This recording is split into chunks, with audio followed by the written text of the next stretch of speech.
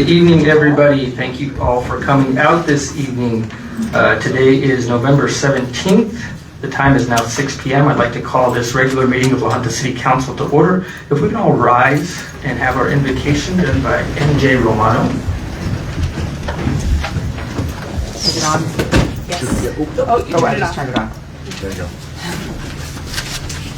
Thank you. Let's pray. God, tonight, as these men and women begin this new season of service to our community, our region, our state, your world, we ask your blessing upon them. Fill them with vision, energy, excitement, and love. Let compromise rise above conflict, kindness over criticism, and faith over fear. Knit them together as a team, grow them in friendship, and shower them with wisdom. We pray all in Christ's name. Amen. Amen. Blessings to all Thank of you, M.J. Stay standing for our Pledge of Allegiance. I pledge allegiance To the flag of the United States of America and to the republic for which it stands, one nation, under God, indivisible, with liberty and justice for all. There's Betty. We can add her to our roll call now. Mrs. Schofield, roll call, please. Ramirez, Present. Velasquez, Here. Johnson, Present. Ayala, Here. Ochoa, Here. Montoya, Here. Rickman, Present. All right. We have a Years of Service Award, but I don't see our honoree in the crowd. So maybe I'll move that down, and if he shows up later, I will present that to him, give him a little bit more time. Citizen participation. Anybody that wants to come up for citizen participation, you get 5 minutes per person. Please state your name and your address for the record. You can do that now.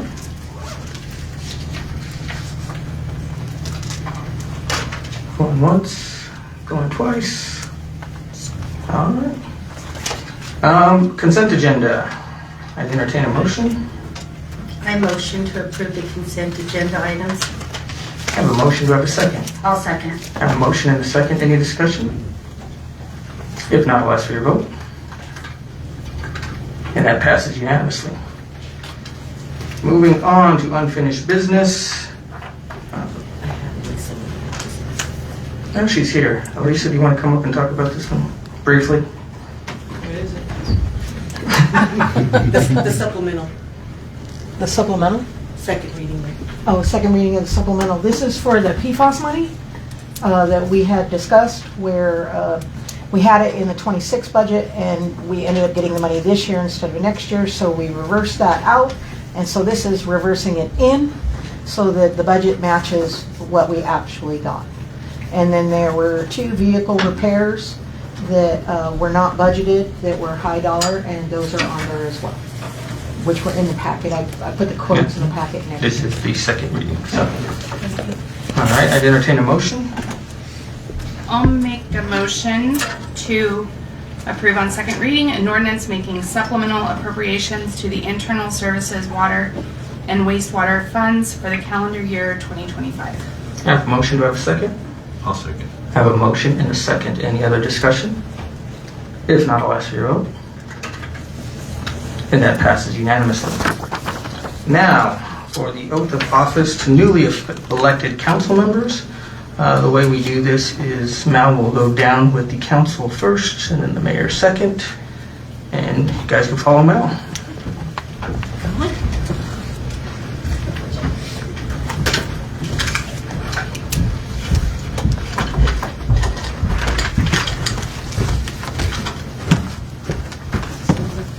Front there?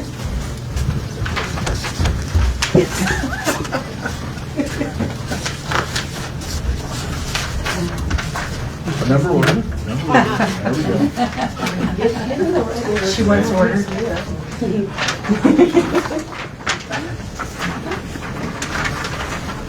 If you'll raise your right hand and repeat after me. I state your name. I, David Ramirez, do solemnly swear or affirm do solemnly swear or affirm that I will support, obey, and defend that I will support, obey, and defend the Constitution of the United States the Constitution of the United States and the Constitution of the State of Colorado and the Constitution of the State of Colorado and the codes and ordinances of the City of La Junta, and the codes and ordinances of the City of La Junta, and faithfully perform the duties of the office of council member and faithfully perform the duties of the office of council member upon which I'm about to enter. upon which I'm about to enter. Congratulations. Thank you.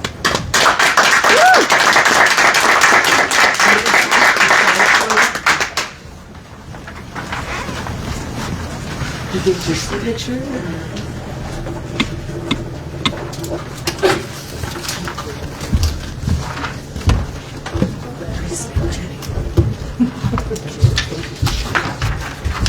Mr. Ayala. Well done.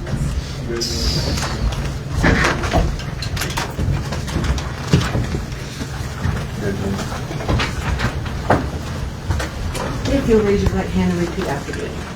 I state your name, I, Joseph Ayala, do solemnly swear or affirm do solemnly swear or affirm that I will support, obey, and defend that I will support, obey, and defend the Constitution of the United States the Constitution of the United States and the Constitution of the State of Colorado and the Constitution of the State of Colorado and the codes and ordinances of the City of La Junta, and the codes and ordinances of the City of La Junta, and faithfully perform the duties of the office of mayor and faithfully perform the duties of the office of mayor upon which I'm about to enter. upon which I am about to enter. Congratulations. Right. I'll sign it. Okay. We're going from Welcome back. I do want to say congratulations to everybody that stepped up, ran, whether it was uncontested or contested. I appreciate that. What you guys do for the City of La Junta is greatly appreciated, so thank you all. All right, election of Mayor Pro Tem. Just so everyone out there is watching in the audience or online, what the Mayor Pro Tem does is the Mayor Pro Tem will be the one in charge of the meeting if the mayor is gone. So that has been Paul, it has been Lisa. This is something that, it doesn't happen often. I've talked to Paul already, and, we got to make sure we're not in Vegas at the same time, so if something like that were to take place. So, you have to be dependable, you have to be reliable, you have to understand the way a meeting is ran, Bob's Rules of Orders, and how all that runs. So with that, I will take nominations for the election of Mayor Pro Tem. I move to nominate Maureen Rickoff for Mayor Pro Tem. I motion to elect Paul Velasquez as Mayor Pro Tem. I have a motion without a second. I'll second. Ms. Farley? I have a motion and a second on Maureen. Are there any other nominations? I nominate Paul Velasquez. Okay, is there a second on Paul? I'll second. I have a motion and a second on Paul. I didn't expect two, so how do we want to do this? Do you want to do a ballot? Or do we want to say all in favor of Paul? Can we just... Probably Bob's Book of Rules has a procedure on this.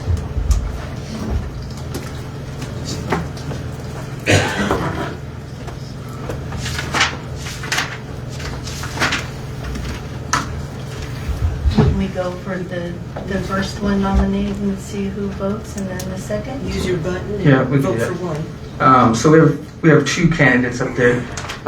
All in favor of Maureen, hit your yes button. It's two. I can clear that. I'll let you guys clear it. All in favor of Paul, hit your yes button. And that's 5. So there, that has it. Congratulations, Paul. Thanks for the opportunity. Thank you. Financial statements. Elisa, are you ready for this one? Actually, no, because I I brought my financial, I'm here to answer questions. I'm not sure what council wanted, so nobody said what exactly wanted, they just said, when you talk about the financials. So I just need a guide of where you want to go with this. I would just add that you are available to us at any time for financial help, correct? Yes, via email, phone, even when you come in. I don't think I've ever turned anybody away. No, in fact, there's been times where I want my financials a certain way, and Elisa has been there to tweak and do things that is easier for me to digest and go over them. So anytime you guys have questions about financials and you're like, this doesn't make sense, sometimes it's just the layout might be different to what you're used to, and Elisa can tweak that layout to go over that. So the financials are never hidden from any board, any council member. You just have to, get with Lisa, get that going. I will also say that the financials are available on the web the same day that they are released. I go for the third business day. I try very, very hard. Sometimes yay, sometimes nay, but generally. The other thing I would like to add is that you can email any questions to myself or Michael or even Melanie, and we'll get it, they'll get it to me, or they'll be able to answer the question. Back when I first started, the only financial council got was 7 pages with a lot of decimals. So we've worked hard to bring you not only the entire financial, because this is the entirety, this is what I look at line by line, but also a summary to help better understand. But if somebody needs more understanding, feel free to come to my office, come to Michael's office, and we will happily go over, or I even teach people how to read the thing and what it means, what is an asset, what is a liability, because some people they don't understand that when you look at this.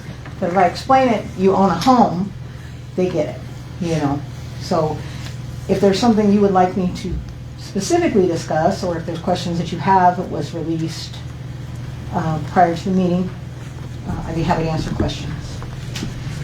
You do a great job, thank you. Thank you. Any questions for Elisa? Yeah, I also agree you do a great job, but I also think we meet in public as a board, and it's reasonable to want to discuss what I think is really our most important job, which is the budget. So my questions and wanting to have the budget be on our agenda and discuss it have nothing to do with my confidence in your abilities. I totally appreciate I just need guidance of do you want me to present? Do you want me to go over something? Do you want me to find something? That's all. I don't know. I could sit here and spend the whole meeting going over the financial. So you love it when I don't have a timer. So that's where I need the guidance of what you as a council want to hear, or what you believe the public needs to know. Okay. Because I know it. Okay. I wrote it. The questions that I get questions about if we're on track. People want to know if we have a savings, if we're eating through our buffer, if we're going to have another tax increase anytime soon. So to me, it's entirely about giving information that gives the public a reason to feel confidence in the excellent system that we have, and to point out any things that are deviating wildly from what we budgeted for. No, nothing's deviating wildly except for the supplementals that were put in front of you. Concentrating on the general fund, because that's, I think, where everybody wants to know with the sales tax. When you look at this budget, it tells you that the general fund is $57,000 negative. So revenues are $57,000 shy of meeting expenses. And I'm going to tell you that that's okay, because there's a lot of things that go on at the end of the year that you will see at the final financial. Like there's $10,000 that property management pays for the airport, because the airport technically owns the hangars. There's money that is moved in between. I capitalize things. That's another 2 hours to explain that process, but if you want to come to my office or you guys want to set up a time, I'd be happy to go over that type of thing. So anything under $100,000 plus or minus is a good thing. okay? In the past, I will tell you that sitting right here at this time, I have looked at this and it has been $290,000 in the hole, and that concerned me. I've seen it $500,000 in the hole, and that concerned me. But knowing what I do at the end of the year, I can tell you anything that is plus or minus 100,000, that means we're on track. Supplementals have gone through. We're still waiting for grant monies because we expense it, and then the grant monies reimburse us. So there's grant monies that are outstanding that we don't account for until they come in. Does that explain why the intergovernmental revenue is only at 59% for the year? That is, most of it, is because of the fact that we have not gotten our Section 5311. That has been a direct effect of the government shutdown, the feds. It has also been a direct effect of the fact that we've had a difficult time with the state due to what's going on with the federal government and getting a contract signed and approved, and then when we finally did get it signed and approved, the government isn't paying right now. Most people don't know this, but when it first started, it was clear back in March when they said we're not going to do DOA funds. Did I say that? Diversity, equity, DEI funds. Okay, so it started with DEI funds. We're not going to pay those out. That stopped everything because then people had to figure out what was the feds going to pay. Then we finally figured out what the feds were going to pay, what the feds aren't going to pay, where that money's going. There's still some question about that. So we are, at this point, we have put in and we are starting to receive that money, so that will go up. That is the majority of that. The other thing is the airport is budgeted for the $600,000, but we have not done that work yet. So we do not have that grant monies coming in. And then outside of this, you have a third-party auditor that comes in and goes over to make sure that Elisa did everything right at the end of the year and gives us updates on what's going on with that, where we're on track, where we might have shortfalls, where we might have concerns, and that is Hancock Freights who do that for us. They do a great job. Yes, and we do have procedures that we have to follow, certain steps that have to be taken, and they make sure and ensure that we followed all of those steps. Not only just receiving the grants, but also the monies that we take in. They randomly select receipts, they follow cash, they make sure that everything is as it is. And I can guarantee you, any council person sitting up here that owns a business, that does business with the city of Lahana, is audited so fast it isn't funny. And any employee that has a business that may or may not do business with the city of Lahana or in the same places is also audited. They really make sure that there is a separation of all of that. So, and they do check my work, and I get graded. I think I've gotten A's. They told me B+ one time, but I negotiated an A. So, extra credit. So on a point that Maureen had asked, and speaking of auditors, they talked to us about this before, about, previous to me coming on board, there was a drain on our savings, Yes. basically. Can you give us an idea where we're headed Yes. on that?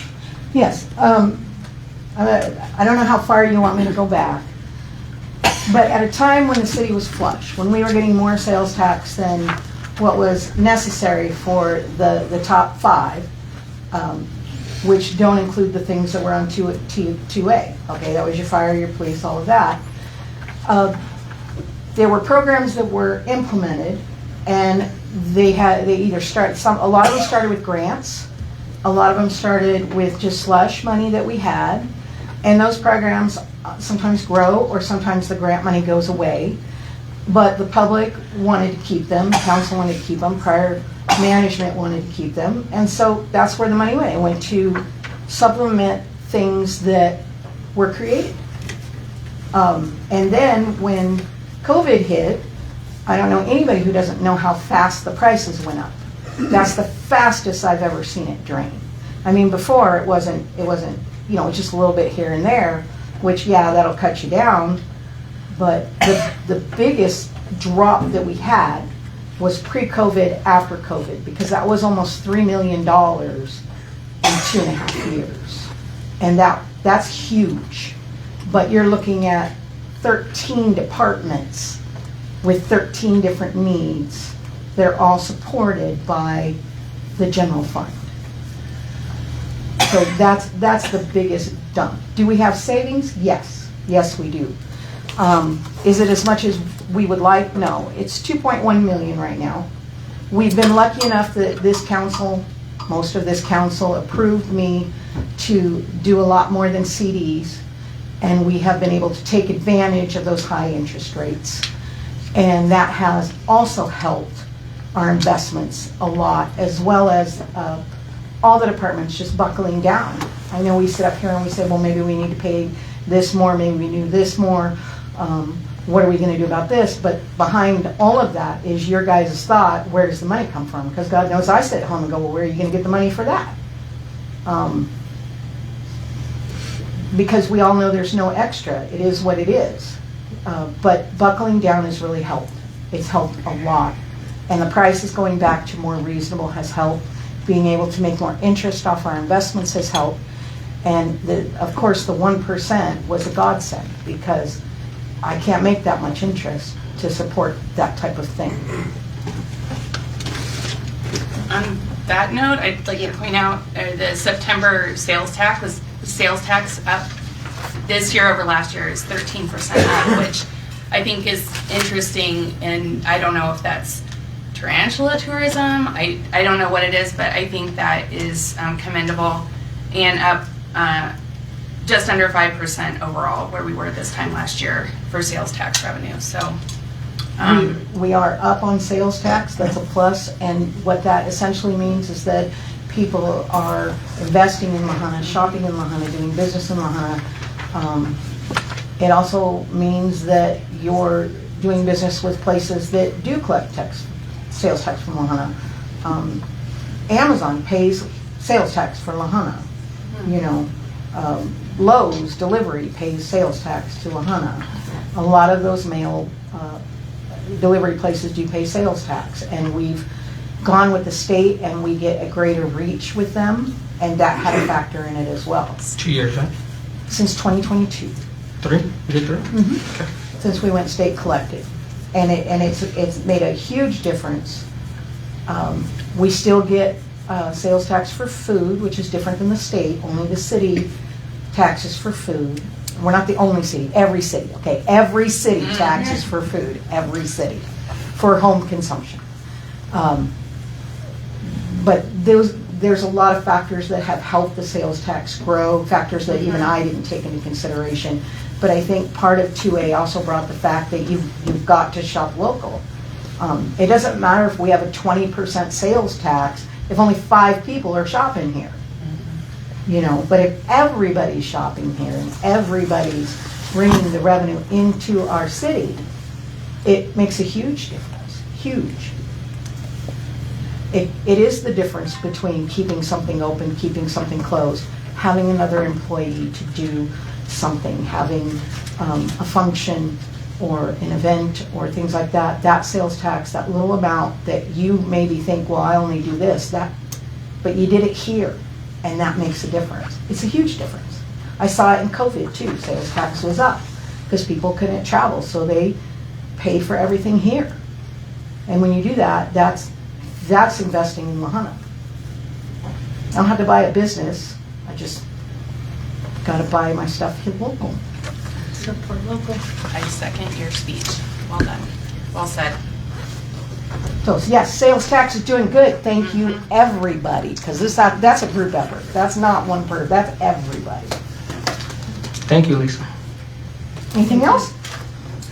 And if you would like me to talk on a specific subject, so I have a timer, feel free to email me what you would like me to go on.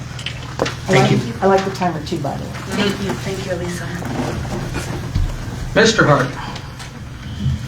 Yes, sir. So I've been contacted by a few different folks here in the community regarding homelessness or unhoused or whatever term that's people want to use. And I guess what the city's efforts are in regard to that, again, being relatively new here to the community and to the state, I don't know what's been done in the past, but the folks that I did talk to, I did say that I would bring it up at council, and it would be a discussion here at council for all of us to talk about, and to potentially be able to point out some different resources here in the community that may be available for folks that don't have anywhere to live. So really, I mean, I just really wanted to kind of have just a general discussion. I know I've heard of warming centers here in the past. Of course, we have food banks here locally that do stuff as well. But again, I just really wanted to have a discussion about it, and then for everyone watching at home to be able to relay the information to the folks that might need it. And that was it. I don't have anything specific with this. Just I would have just a general discussion. You all have been here much longer than I have, and know the resources that are available. I think we have a lot of resources in the audience tonight, and we have people who have literally dedicated dozens, if not hundreds, of hours to the efforts in the past year and a half. And I think it would be helpful to hear from some of them on what couple things where we are in general with issues of the unhoused, but also as temperatures are finally getting lower, what we have to expect coming up into the colder season and where the community can help. Is this all Yeehaw out here, or is this?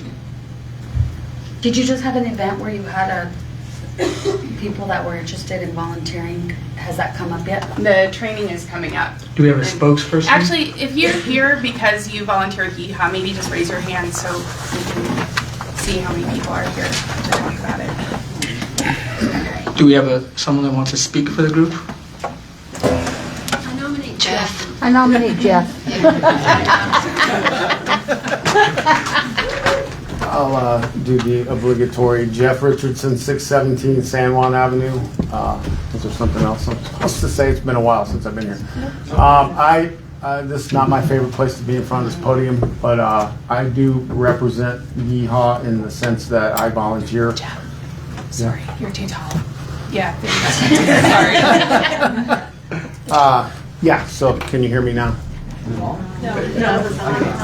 It doesn't sound like he's on. Hold on just a second, Jeff. Oh, it's turned off. There, it's on. Try it now. Try now. Hello? Hello? Nope. We can share. Use your big boy voice. Just project. The voice is being silent. That's trap right there. Okay. It's supposed to be directional, so if you could get it closer to you. I haven't heard anybody all night, Joe, and I don't need it, so I wouldn't know if it was on when I was doing it. Try it now, Jim. Just project. How about now? How about no? Nope. Okay. Big I won't lean over it then if Crowd it's not going to voice. do me any good. So what Yeehaw's doing, last year we started right around this time. I think it was November 6th or 7th. We started with a warming center. That was at that was at Sandy Lee and Marty Lee's church in Rocky Ford. We had a big snow. I don't know if you remember last year. It was like a foot, or it seemed like it. I don't know what a foot is, but it was like, like that. We had a lot of snow. A lot of people were put out, and a lot of people who were already out didn't have anywhere to go. And so, us, I say them. I mean, I just happen to be part of it. I didn't organize this thing. I just got on board and have become part of the kind of movement to help people who really don't have anybody on their side. I've been in that position. I've been fortunate that I've had people who cared about me. There's a lot of people that those people are dead, or they're gone, or they've abandoned them and they don't have anybody, and those are the people we try to help, the people that really don't have anybody except maybe the good hearts of strangers. So what we're doing again this year is we're trying to be prepared. We learned a lot. I think we did it 5 times. Does anybody know how many times? 5. We got a 5. So 5 times we did this. A number of times at Scott Johnson's church in the basement there at the Calvary.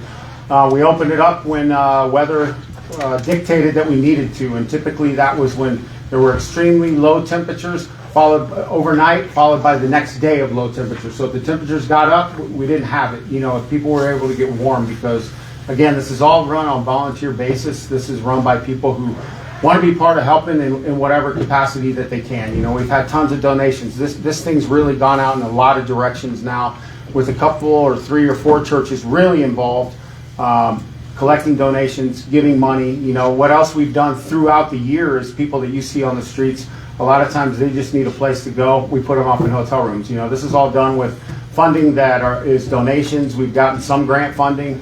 We haven't asked for a penny from any government organization. The health department, Otero County Health Department's involved in this. Rick Ritter's a big part of this. Chris Mangus as well with the health department. Christine Caulfield, I don't want to leave anybody out. I mean, I guess I could name everyone in the audience. There's a lot of people here, and I'm sure they're familiar faces, but we're just trying to make sure that people that need help, that we can get them maybe from where they are now to the next phase of where they want to go. You know, we're not about enabling people to stay where they are, and I know that's a big concern for a lot of people. That never helped me. I had people enable me my whole life, and all I did was stay where I was. You know, I love nothing better than to get a room so I could just stay in there and do what I used to do. We know that doesn't help people, so there's a lot more involved than just putting someone somewhere. You know, there's a lot more to this kind of service that we provide than just putting their body somewhere in a different place. We really want to help people get out of that environment that they're in if they're ready to do that. So I don't know if that answers any questions. I actually didn't have any questions, so I guess it does. Okay, so you talked a little bit about donations. What is the biggest need for us donation wise?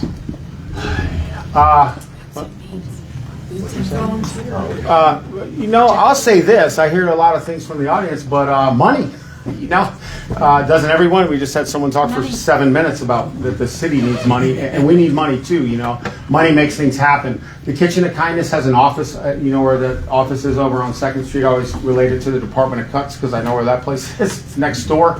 They have an office there where they've been taking clothing donations. You know, and they had a ton of women's clothes, and I said, hey, we need men's clothing to people that I knew in the community, and they've gotten a lot of men's clothing, and now they have so many that we've had to store them in different places. Clothing's a big thing, you know, especially men's, you know, and I said this before, we tend to wear the same thing. Men, for a long time, it doesn't get seasonal for us, you know, I'll wear this thing for the next 5 years. So we need clothing for men because we tend to hold on to stuff, and most of the people that are homeless, if you look around, there's definitely a higher percentage of men that are homeless, and so we need men's clothing, and if you donate them there and they don't have enough room for them, we'll get them to the right place. Definitely funding, and you can donate directly to Otero County Health Department. And look, if you want to donate money, we'll make sure. I don't want to misspeak on how that process goes now, but Can you talk about Boots and Beans Fund? Yeah, so that's funding that Yeehaw directly, and Yeehaw is just a grassroots organization. It's not a 501(c) or C3, whatever it is, yet. But we do need funding. You know, again, I said we put people up in rooms sometimes. That comes from us, or we scramble to, you know, the Catholic Church has been real helpful.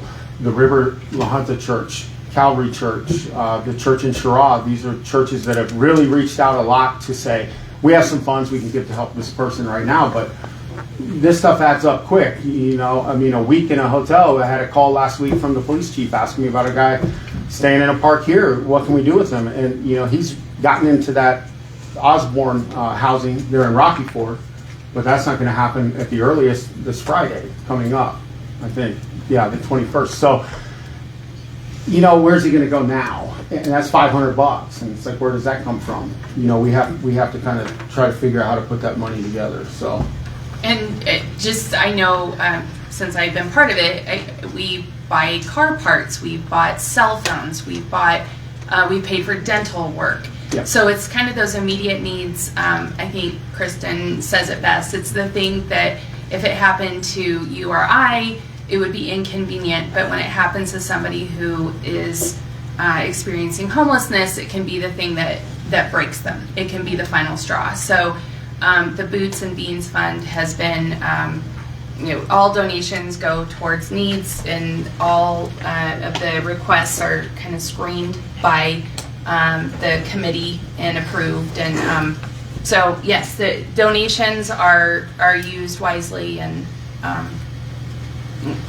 I just wanted to throw that out there. Yeah, and you know, one other thing we've helped people, and this isn't something we really want to get into very deeply, but pay their electric bill. You know, when it's cold and you don't have your electric. I mean, you're talking about people, and I think a lot of us take it for granted that maybe we could make it for 3 months if, you know, I got a $3,000 bill in the mail. But some people get that and they're done. It's like, I can't pay it. I can't get my plumbing fixed. I can't get whatever I need fixed. And, you know, a lot of people around here have inherited homes from parents. It's not like the landlord's obligated to fix it. Maybe they're in this home and there's nothing they can do about it. So a lot of people are really in tough positions that we probably take for granted and don't think about. And these are things that we try to help people with. You know, a phone for someone who lives on the streets is important because it's really hard to get someone into that Osborne project. It's not like just write your name here and, you know, we have to have identification, social security card, birth certificate. Those aren't things people typically go, let me check my files here while I'm homeless and figure out where I put my birth certificate. So it's a process to get these things for people. And then to get them a cell phone is really beneficial because then we can find them. Because we don't know where to go to find them. They might be here today and gone tomorrow. And so these little things, and you know, and they add up. But these are things, again, you know, a lot of us have been through this or known people who have or have a lot of experience helping homeless people. So we know what it is that they might need in order to get out of that lifestyle rather than how can we keep them there and make them comfortable. So, Jeff, can you speak to any sort of fundraising events coming up or donation drives that are going to be happening soon? I'm going to poll the audience on this one. The big one's Thursday, the volunteer lunch. We do have a volunteer lunch on Thursday, The big one. but that's just recruiting help. And So there's no actual events like set up or designed for direct fundraising or anything like that? Not yet. Yeah. Okay, I like the word yet. I like that. No, we want to do that, and that's really important to us is to do events like that because, you know, there's the like the Boots and Blink thing, right? I sat at a table with you. That's a great fundraiser, right? And so people come out for these things, especially in this town. There's not a whole lot going on, and those are great events to bring the community together and to bring some fundraising together. We have a Yeehaw page on Facebook. And we try to post things on there. If there's different food drives, those kind of things from different churches, you know, we kind of, like Chris likes to say, we broker this information. We just put it out there. It's not necessarily all our information, but if we get information, we'll put it out there to kind of get the community involved. For those who don't have Facebook, how are you reaching out to the community as far as, like, I've gotten a card before that's just a quick reference, but that's all I have. I don't have anything else. If I could take a picture and send it to someone, but do you have any informational sheets at the local businesses? So What are those employees resource informed? cards the PD has? Does anyone have Chris, one of do you those? have any with you? Right here. I was going to ask him about that. But I think that's been one of the biggest problems, even from the get-go, is we have all these resources, but people don't know about them. Sure. And I think this was the start of that. I don't know if it's been updated or if this is a current one, but I know this was the start of that, and it was a good movement. I think a compiled list of everything that's available in the community that we can put out there, again, you know, on a constant basis. So all of our PD have these cards. They have stacks of these cards, and I'm just going to read some stats for you guys. A lot of you guys were here when we did the no camping ordinance that we had here.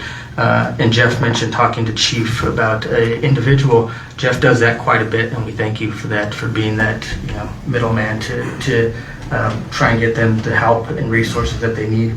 So for the year of 2025, we have had 54 violations of the ordinance. Okay, at 3rd and Adams there have been 10. At 3rd and Anderson there have been 10. The Santa Fe Plaza there have been 11. 3rd and Maple 3. 100 Warren Avenue, we just found out that's by the old Racines, if anybody knows where that's at. There was 3, the Library 3, US Bank 2, Casa del Sol 2, and the City Park 2. You know, the following location had 1 violation each: Calvary Church, Junction 50, Galleria, 7th and Barnes, 324 Colorado, the Shell gas station, and 7 East 5th Street and 18th and Adams. Some of these locations have had multiple individuals camping together. All violators received a warning. No one has been given a ticket or a fine. All violators were asked to leave. Out of the 54, 44 of the violations were initiated by officers, which was part of the reason that we had to do the ordinance, because they were not able to just approach the individuals without this ordinance. So out of the other 10 were calls from the community. So I'll get this given to Mel, and she can give it to you guys. Yeah. Who participated in the point in time count last year? Did anybody here? Would you take the podium so I could ask you a question? Or questions? Briefly, you want to explain the point in time to anyone watching? The point in time is a count of people that are unhoused within the state of Colorado, and it's divided into transitory, permanent, and temporary homelessness, correct? Yes. How many of each of those categories did we have in this area? We, if memory serves, we had 33 altogether, meaning transient and homeless living in the area that were I guess you could say indigenous. That was in La Junta only? That was in La Junta and Rocky Ford. That's the ones that we could find because we aren't able to go to a lot of places, and the homeless count coming up this year is going to be housed and unhoused, and we're trying to figure out whether or not that means what we would call underhoused, meaning like without electricity and stuff like that too. So. And services were provided to how many unhoused? During the count? No, just throughout the year. Oh, throughout the year, I wouldn't be able to. Oh, for point in time or just like in our... Of those individuals contacted or considered or counted in the point in time, how many of those were received services? Point in time is just data collection. You don't offer services, but in our year and a half, I think at our last tally, we had done like 234 referrals to care for 78 individuals. Okay, thank you. That was Just so everybody that's watching, they said 234 reports of service to care for 78 individuals? Close, ballpark? Yeah. Another one of the issues, you can sit down, pal. Reunification was an issue that was talked about early, and do you have a number, how many people have been reunified? And by that we mean we have helped them with a bus ticket or a plane ticket or a train ticket or a ride to get to family or friends because they are in La Junta or our area, and for whatever reason they don't have access to help. Sorry, just say a number, then I will not make you come up here, Kristen. I don't have it on me, and I'm sorry. I didn't. I would have preferred to I could have gotten you beautiful numbers. At last count, I think we had done somewhere in the neighborhood of 35 compassionate reunifications, and that is only when somebody is returning to loved ones. So we don't just put them on a bus and then hope for the best. They have to have family or loved ones that they'll be returning to as a result of that transportation. And Eliza up here was somebody who's helped us tremendously through that. We have a lot of headaches with bus staying because their system relies on a mobile app in order for you to get the tickets. And so we've had to again rely on donations to purchase the tickets, and then because folks don't have phones. And so if they can't scan their ticket to get to their next stop, we don't want them to be stranded, so we have to give them cash. But I think last summer, probably June or July, we were at 35 individuals all over the United States. Everywhere from Washington to Florida. Yeah, so, sorry, I can get you those numbers. So if someone from the Yeehaw group wouldn't mind to compile all the various resources that you all have access to or can plug into and get it to us here at City Hall, we'd be more than happy to put it out. Hey, how you doing? We'd be more than happy to put it out, and no, I'm just kidding. We'd be more than happy to put it out and get that information out there for people. That way they can have it one way or another. Again, whether we put it on the Facebook page, on the website, or if we have cards, like the one that Damon has over there, something we want to be able to, in my opinion, the city wants to be able to provide resources and opportunities for folks to not be put out in the cold, to not be hungry. Again, we just started a food drive a couple weeks ago to try to offset some of the government shutdown / SNAP benefit stuff that was going on. So again, we want to be able to get the information to folks and for them to be able to utilize it. So if somebody from Yeehaw or wherever could compile all that stuff and get it to us, we'd be more than happy. we'd be more happy to get it The out. booklet that you guys did, the government resources, has been Yeah. passed out all over town, hasn't it? I don't know about. We can have it here this week. But yeah, we can get that information to you guys. Cool. That'd be perfect. Thank you. We have a QR code that's scannable, that's on a lot of different information that we have. The hell's out of the government resources. But there's a lot of other resources too that we could probably put in there just locally, like Kitchen of Kindness. I don't think they're in that government resource book, but okay, well, there's a lot of different resources that are kind of evolving as we continue to do this and reach out to, other organizations in our community to see who wants to partner with us or just be part of it. With a question about if you don't have Facebook, what do you do? I've been trying to rack my brain, but I know Chris does not have Facebook, so maybe he can answer that question for you. I know. That's always the challenge, and we're just always trying to figure that out.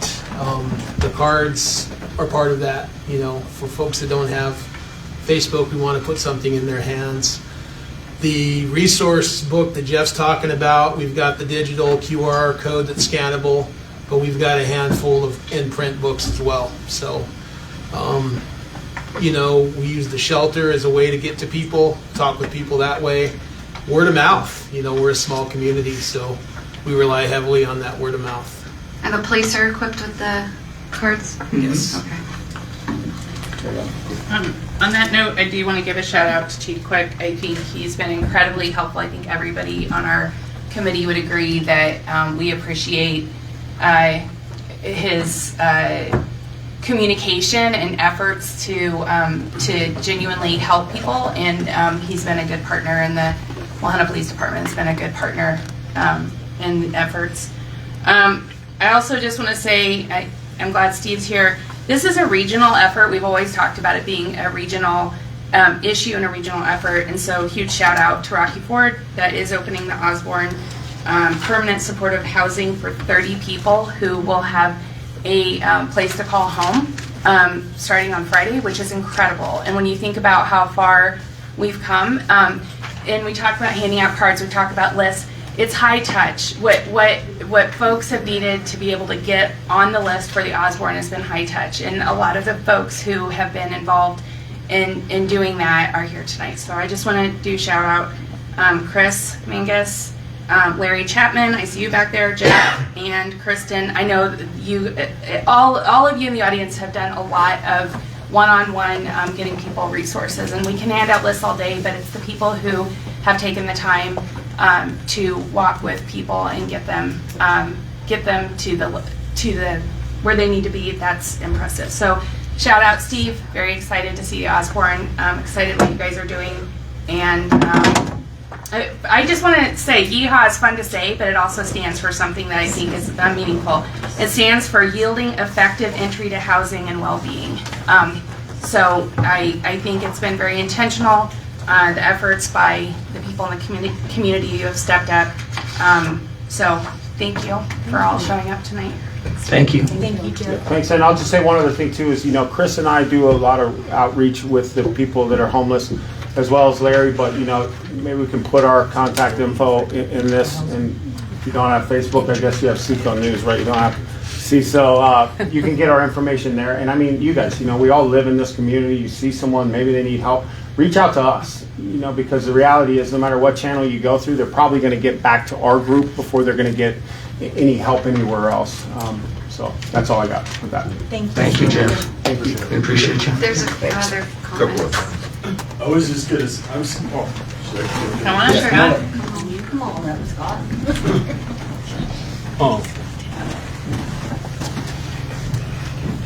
I'm Scott Johnson. I'm the pastor at Calvary Church just down the street, 2407 Johnston Drive. All I want to do is just personally invite you to Thursday at 11:30 for our training. If you really want to know what the Warming Center is about, come and see. We have about 60 people that are going to come and volunteer. And if you want to see what we do, what we're about, where we're at, the people that we help, I can't tell you how awesome it is to be a part of this YEHA group. My wife and I moved to La Junta from the very wealthy suburbs of Denver.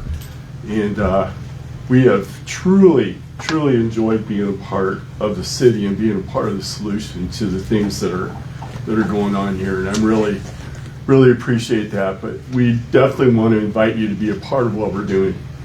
This is not just about us. This is all of us together. Thank you, Sean. Thank you.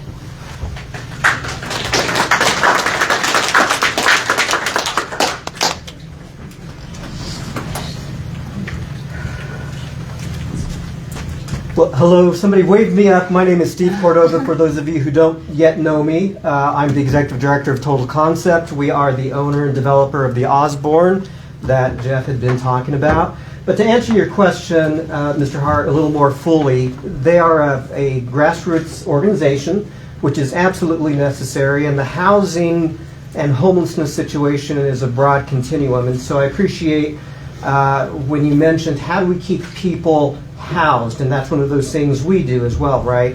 So over the last 12 months, we've assisted about 1,500 people. Our geographical reach is much larger, but we have assisted about 1,500 people, 1,200 with direct financial assistance, totaling about $5 million, and about 300 people in what we call housing counseling, financial fitness, and stuff like that.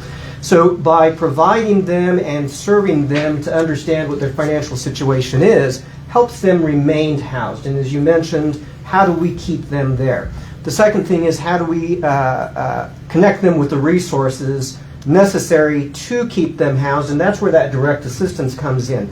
So I strongly recommend reaching out to the Housing Authority. You have one here in La Junta, which is also La Junta, Otero County, Bent County Housing Authority, which we manage, and then also there's the Rocky Ford Housing Authority. All of those are absolutely necessary to receive some of those financial resources to keep people housed. But then you also have social services, your medical provider, all of those others that then can come in and collaborate with what organizations exist, such as ours, to address those people needing to remain housed.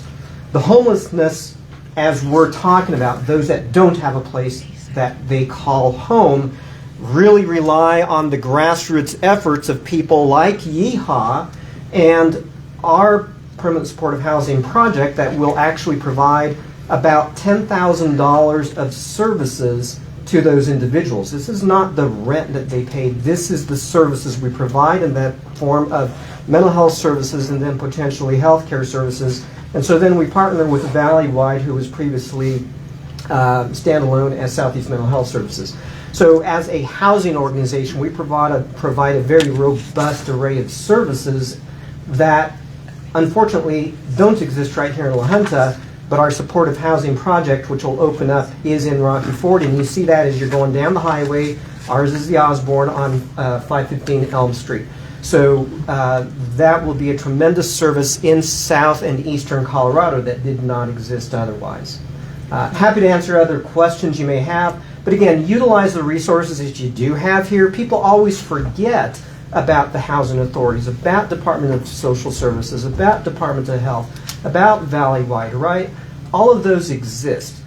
Please provide resources or referrals to those agencies because they continue to get filtered through the whole system, particularly with the new robust system called Coordinated Entry System, in order to make those referrals to organizations like ours. So the resources actually exist. Now, unfortunately, as you mentioned, right, and everybody else mentioned, 30 people, 70 people, something like that.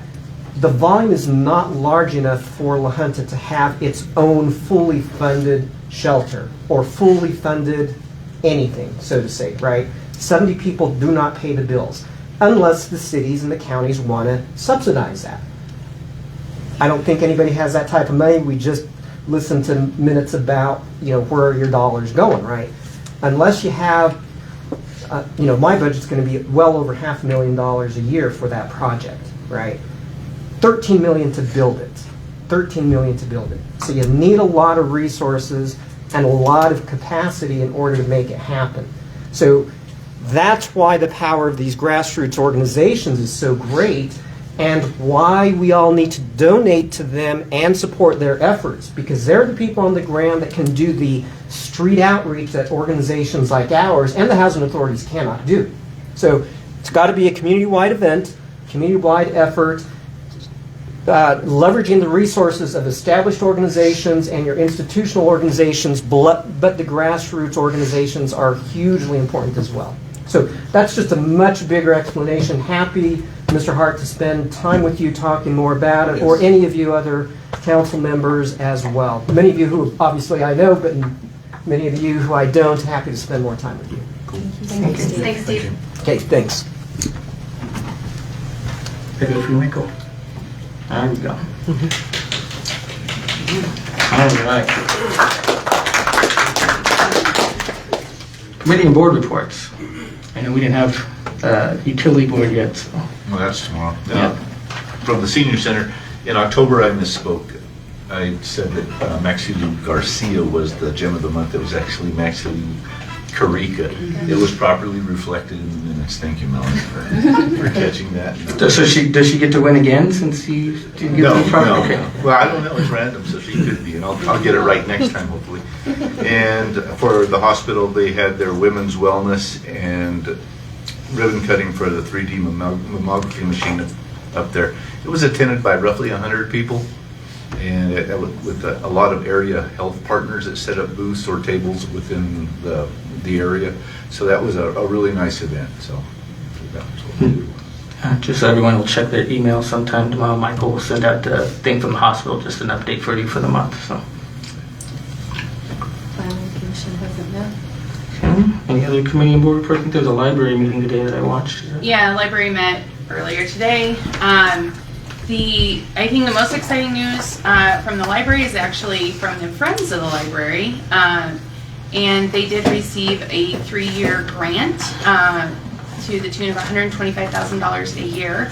So $375,000 over 3 years to fund new computers and new technology at the library. It's hugely exciting, and providing more Spanish access to materials and providing programming. So that is huge. It's a partnership with the CSU Extension, so congratulations.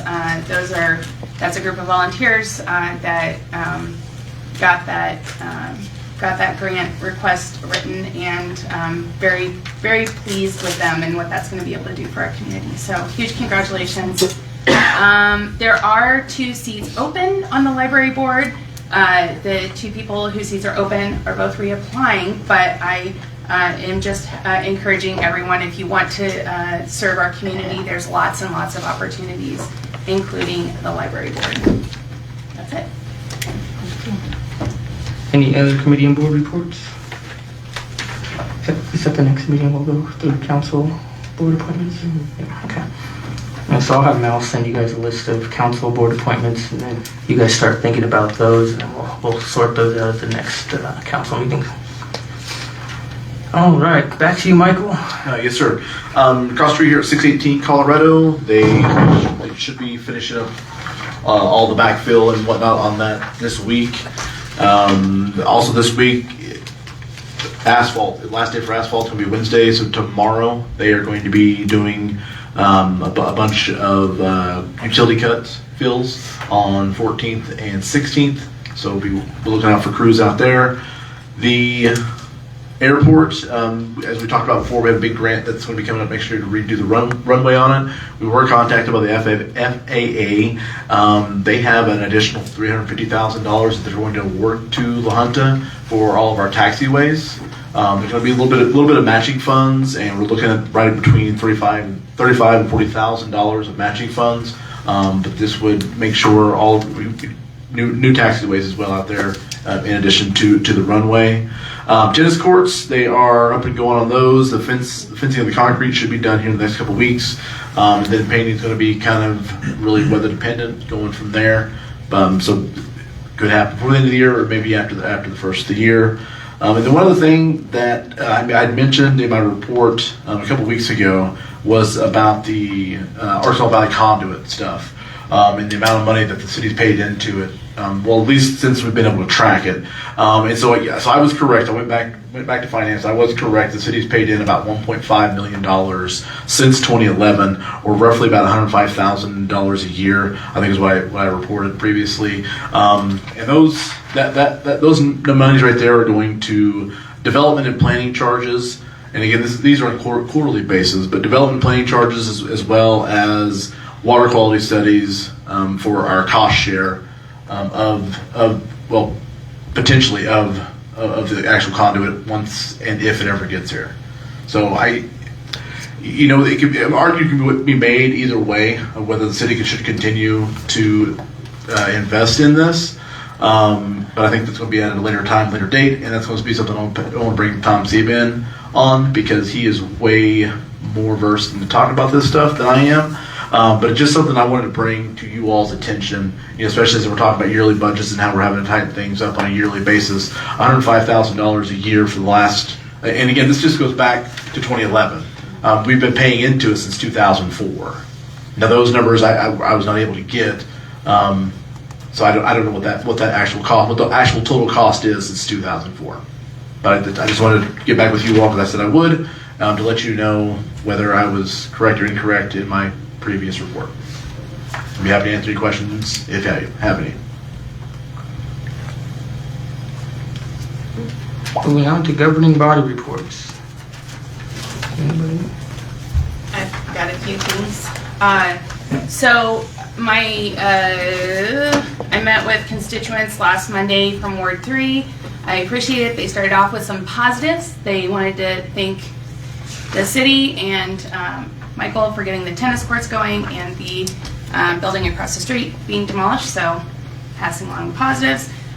Questions were asked about why the lines haven't been painted at the Walmart intersection, so I said I would bring that up. And then we had a very robust discussion, actually had about 24 people show up, mostly people who live or own property at the Prairie View Heights, with questions about their 25-year agreement with the city as their neighborhood, it's not a neighborhood association, but their agreement on that was signed with the city at the time. Questions about who takes care of what in the city property that's out there expires at the end of the year. So they want to have conversations about it. I sent an email to Mr. Hart and to fellow councilperson Pantoya, encouraging that maybe the three of us meet with residents out there and try to move those conversations forward with some speed, so that there's answers by the end of the year when their current agreement sunsets. So I just told them that I would bring it up at the council meeting, that it's something that they want to discuss, and that's my proposal for how it would make sense to continue the conversation. So, and then just wanted the board openings. There's CLG, Housing Authority, Library Board, Planning, Rec Board, Senior Citizen Center, Tourism, Tree Board, Urban Renewal, and Utility Board all have openings. So encourage anyone, just email Melanie by Friday at 5 o'clock. Let her know that you're interested, and maybe do a couple sentences why, maybe a couple paragraphs why. But those, that's a lot of opportunities to serve in our community. Finally, I did get a comment. Somebody asked me if we could try to be more aware of reading the full names when we're voting on things, and I think that's a good point. If you're watching from home, and that's why I did the motion on the second reading tonight, I think it is good governance to just read the full name of things so people know what we're discussing and what we're voting on. And that's it. I have a couple things. We're nearing the end of the year, which has been mentioned several times, but there are some things that we've gone over throughout the year that I feel like they were dropped or we never followed up on. Vehicle policy for the city. I mean, we had some input on that, but I haven't seen anything on that. I requested information about a take-home vehicle policy and whether that falls under the same policy. There was nothing really about requires. What the requirements are for a take-home vehicle. So the other thing, trailer and RV code for the city. Haven't heard anything about that. And then there were some processes we talked about that maybe we had to get on paper or format somehow, like the way this meeting is run, several things like that. And we haven't done anything about that if we're going to, or if we're gonna. I just wondered about those things. So.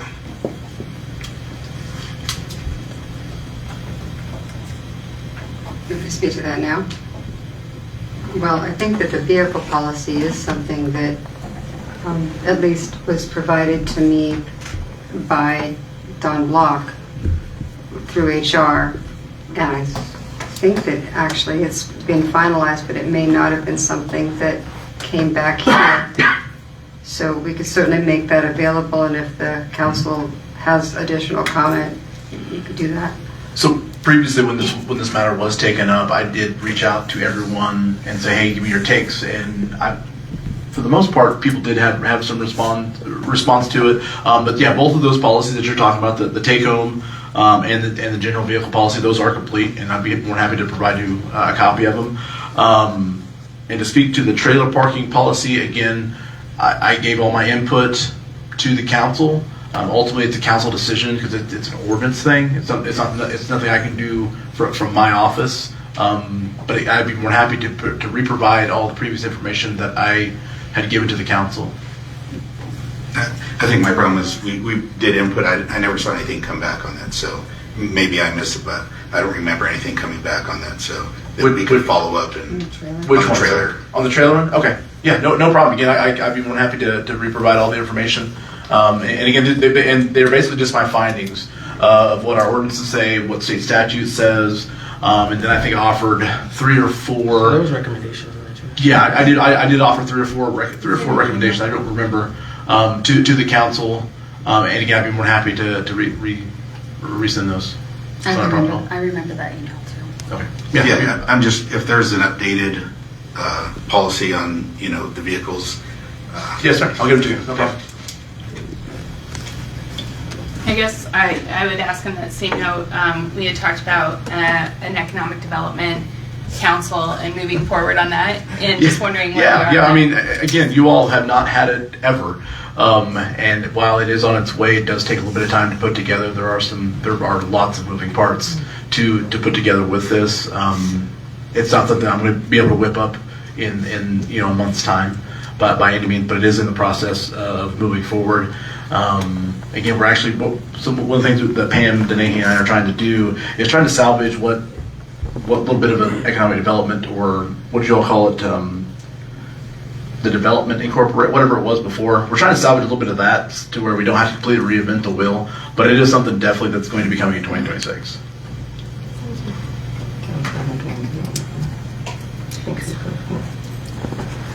Any other governing body reports? All right. Thank you all for coming out tonight. We will adjourn this meeting.